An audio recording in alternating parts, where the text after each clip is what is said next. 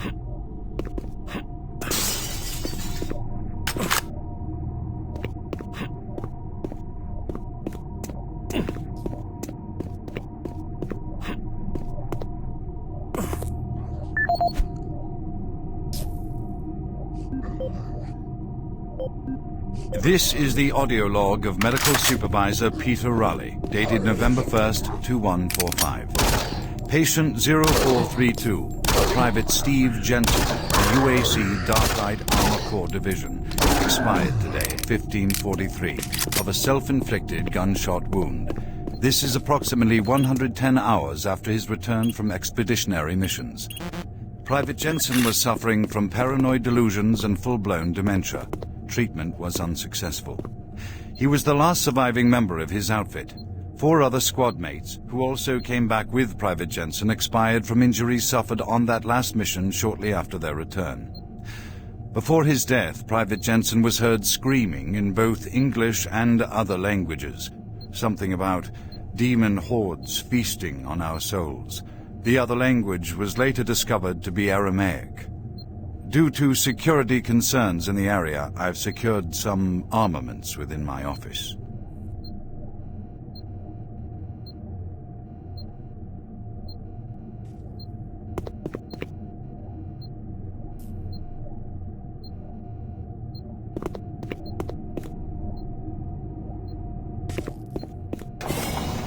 Making progress, Marine? Your journey is futile. You will die. And your soul will be mine. Your soul will be mine.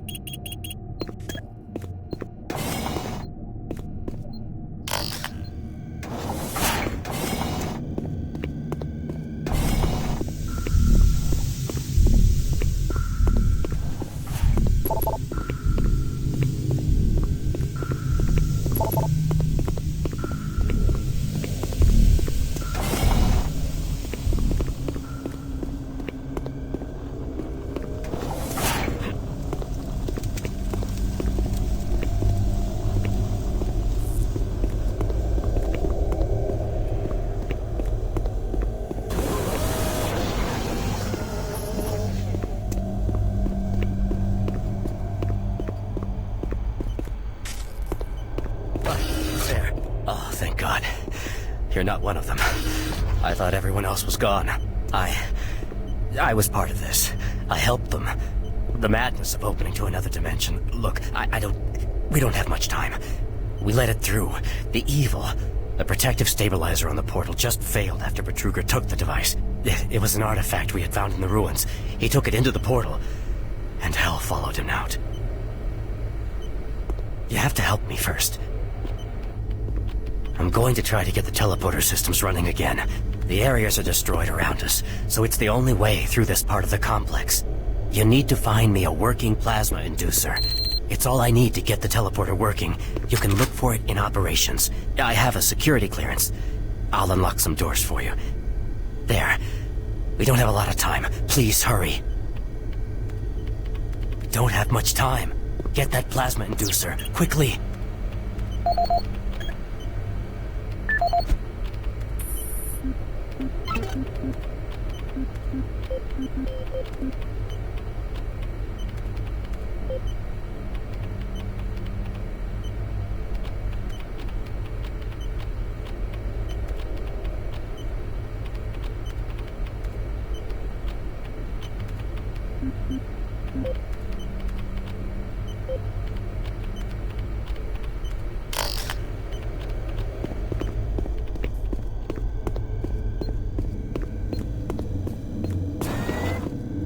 Decontamination process started. Decontamination complete. Have a nice day.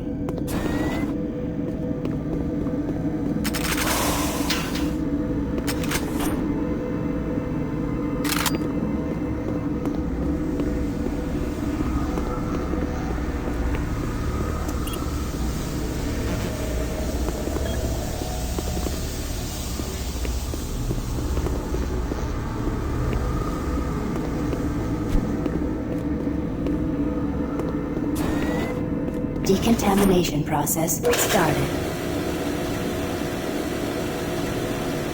Decontamination complete. Have a nice day.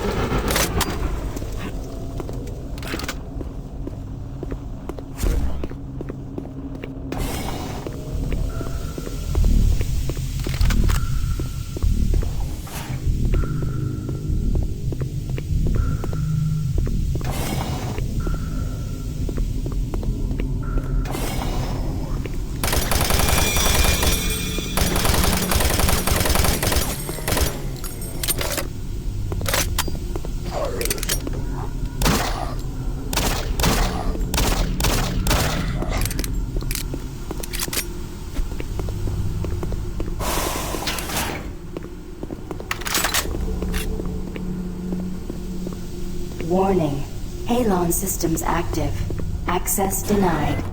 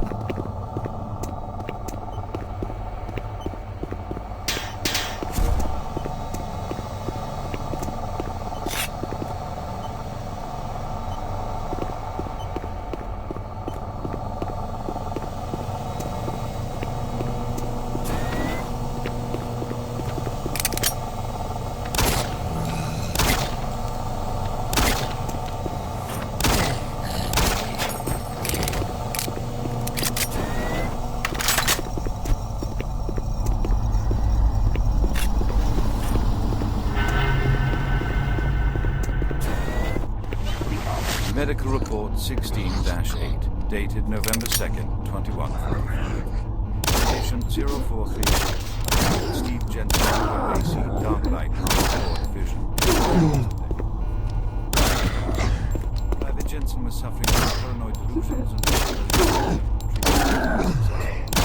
initial psychiatric.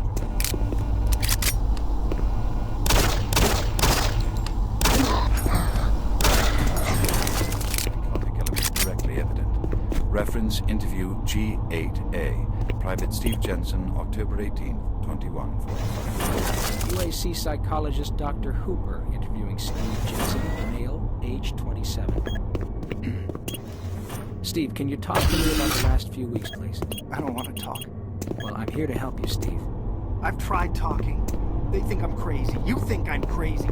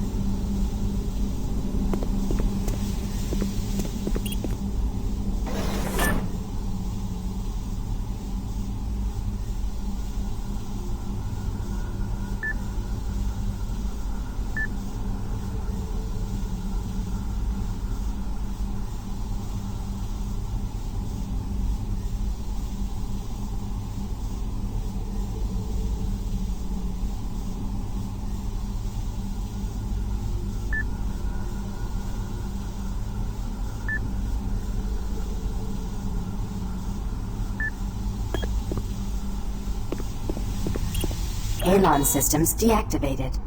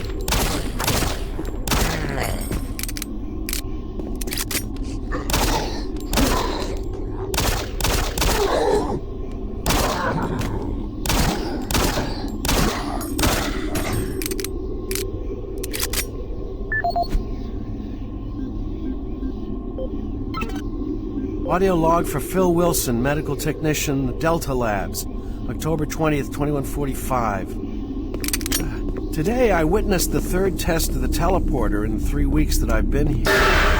Volunteers are becoming harder and harder to come by.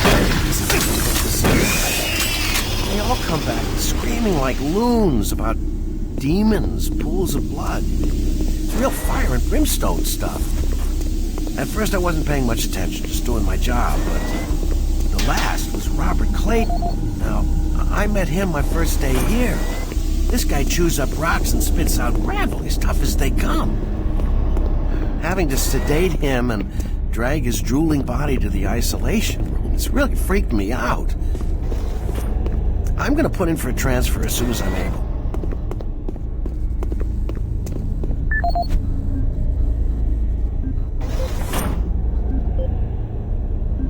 As requested, the following is my initial feedback on my first trip through the portal. Private First Class Frank Cinders, dated October 15th, 2145. I don't know exactly where to begin. Obviously, I survived the first trip and feel no worse for the wear. I'm not feeling any of the symptoms reported by the others who have gone in before me, but I'm at a point where I'm still trying to process everything. Thankfully, the place looks deserted and devoid of any life. But, flames and heat and the stench of the place. It smells of death, decay, and burnt flesh. Tomorrow we're going back in with some of the eggheads. Science Division. Start securing forward positions, and we expect to start sending out the mapping droids at the same time.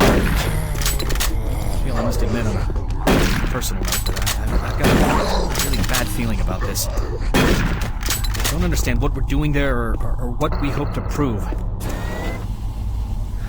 PFC Cinders, signing off.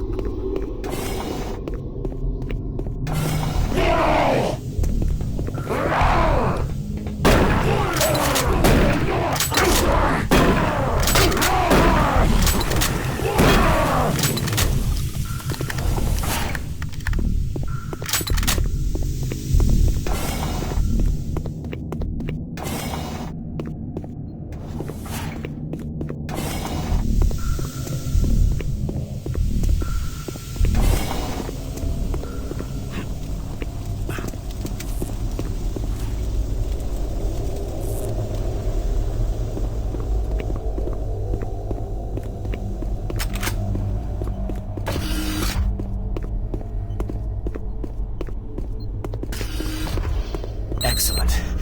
That will get the teleporter working again. Now, you don't have much time. You're going to need to teleport across the containment chamber. It's the only way through this part of the complex. Head into the chamber and initiate the sequence on the machine. I'll take care of the rest. I'm not going with you. Good luck. But before you go, I want you to take something. It's a journal I made about the experiments. Those things. It's all there. It'll explain everything. Get it to someone so this never happens again.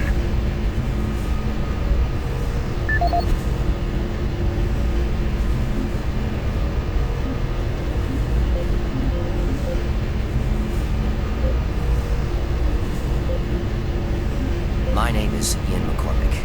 I'm a research specialist stationed on Mars, working for the UAC. My primary job is, or rather was, to assist Dr. Malcolm Betruger in a variety of experiments, though for the past year we've been focusing almost exclusively on teleportation.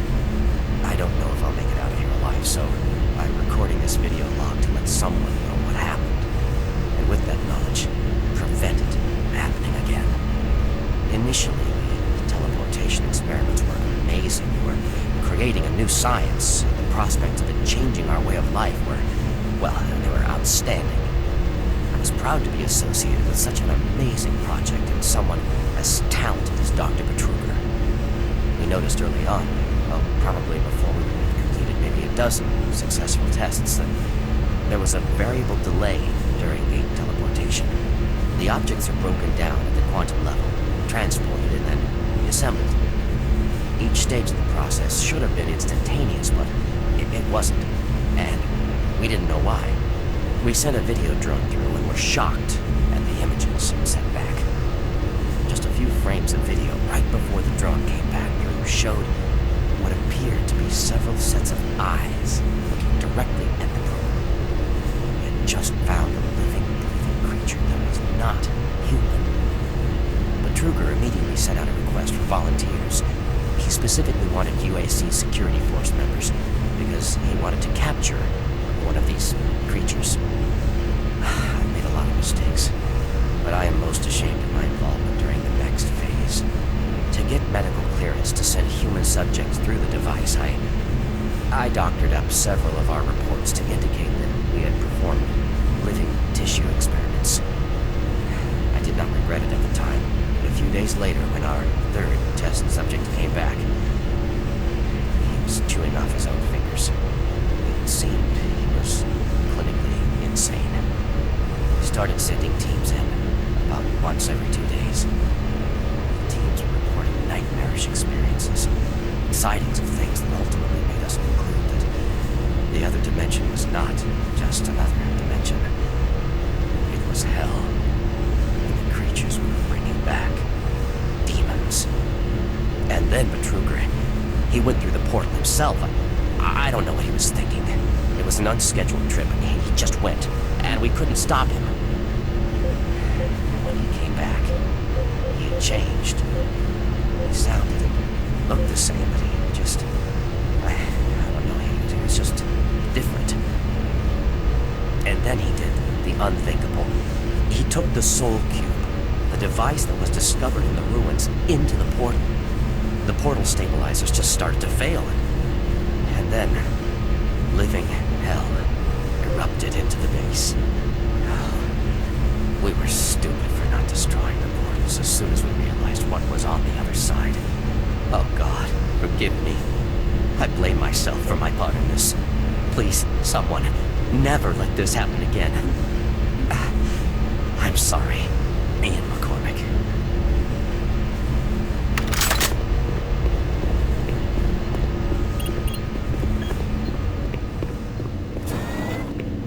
Decontamination process started. Decontamination complete. Have a nice day.